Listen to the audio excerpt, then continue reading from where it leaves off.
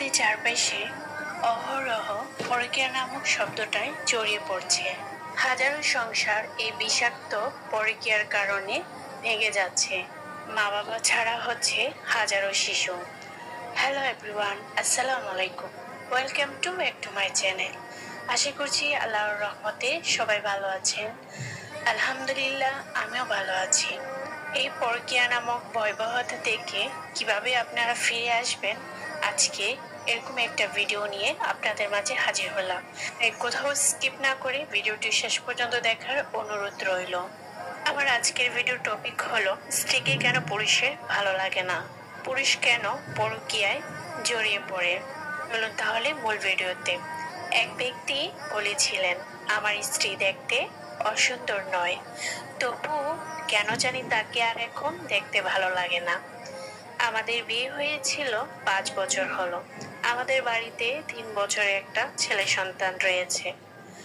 Office থেকে ফিরেই বন্ধুদের সাথে আড্ডা দিতে চলে যাই। ফিরেও অনেক রাত করে, বাসায় যেতে ইচ্ছে করে না।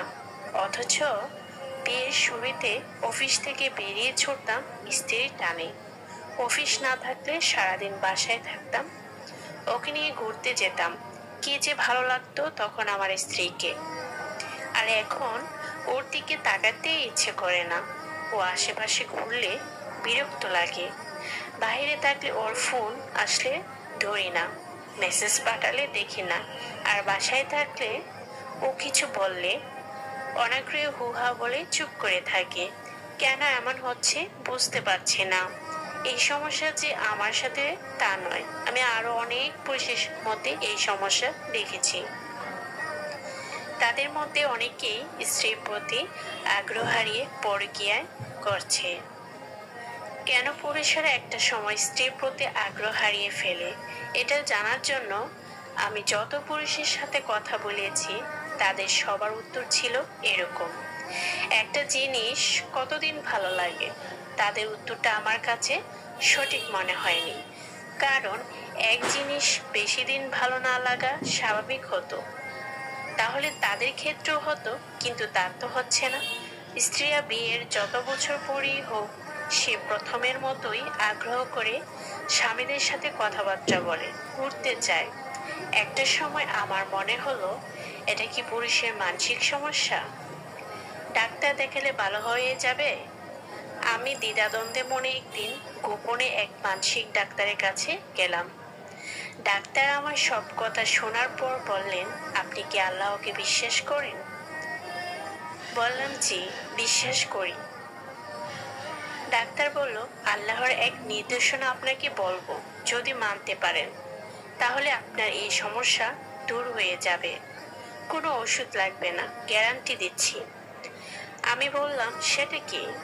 সূরা আন-নূরে আল্লাহ তাআলা বলেছেন, হে নবী, বলে দাও তারা যেন দৃষ্টিকে সংযত রাখে এবং লজ্জাস্থানের হেফাজত করে, এটা তাদের জন্য পবিত্রতা।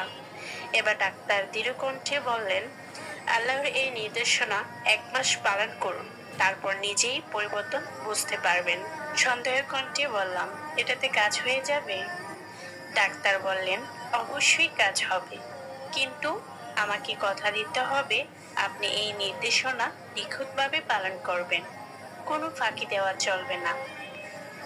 আমি কথা দিলাম, কোনো ফাঁকি দেব না, নিখুঁতভাবে পালন করব। শেষে ডাক্তার বলল, 1 মাস পর আমার কাছে আসবেন। জি, 1 মাস পর আসবো বলে ডাক্তারের চেম্বার থেকে বের হলাম। চেম্বার থেকে বের হয়ে দেখলাম এক সুন্দরী রূপবতী মেয়ে এক বৃদ্ধাকে নিয়ে ডাক্তারের চেম্বারে ঢুকছে। আমি লোলুপ দৃষ্টিতে মেয়েটার দিকে তাকাতে গিয়েই আচমকাই মনে পড়ে গেল আল্লাহর নির্দেশনার কথা। আমি সঙ্গে সঙ্গে চোখ ফিরিয়ে নিলাম এবং মাথা নিচু করে হেঁটে চলে গেলাম।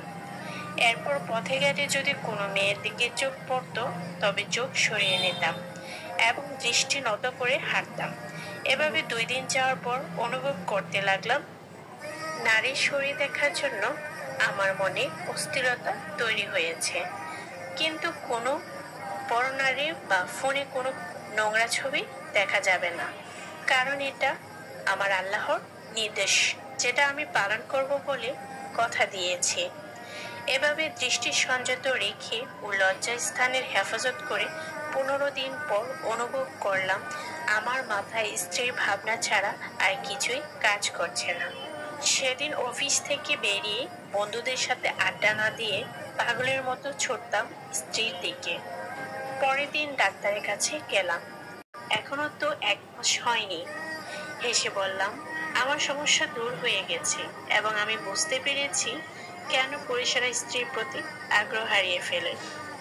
আল্লাহ রাব্বুল আলামিন কোরআনের মধ্যে যতগুলো নির্দেশন দিয়েছেন সেগুলো যদি আমরা সঠিকভাবে পালন করি ইনশাআল্লাহ আমরা কখনো পথভ্রষ্ট হব না। আল্লাহ রাব্বুল আলামিন আমাকে সহ সকল দিন ভাই ও বোনদের বুঝার তৌফিক দান করুন, আমিন।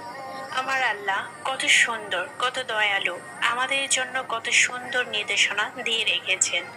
জীবনের প্রতিটি সমস্যার সমাধানের পথ দেখিয়ে দিয়েছেন, কিন্তু আমরা সেটার পুরোটাই উল্টো করে থাকি। সেজন্য আমাদের জীবনে জটিলতা সৃষ্টি তৈরি হয়।